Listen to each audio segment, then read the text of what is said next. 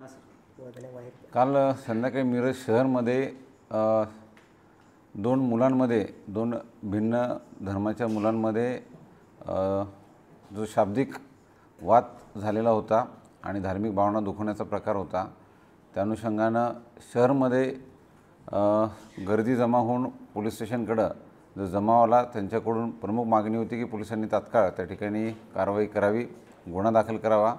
Police प्रशासनाने त्या ठिकाणी कारवाई पण केलेली आहे। गुन्हा दाखल करून जो आरोपी आहे त्या आरोपीलाही ताब्यात घेतलं आणि पुढील कायदेशीर कारवाई केलेली आहे।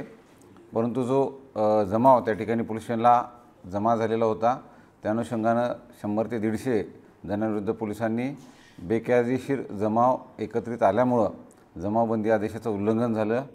या सदराखाली त्या ठिकाणी नवीन गुन्हा दाखल केलेला आहे।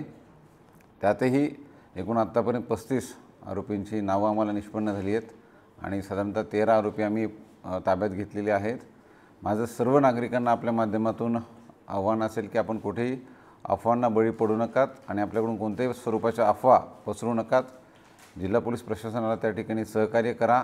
कोणताही अनुचित प्रकार शहरामध्ये आम्ही होऊ देणार नाहीत। त्यासाठी पोलीस प्रशासन सज्ज आहे।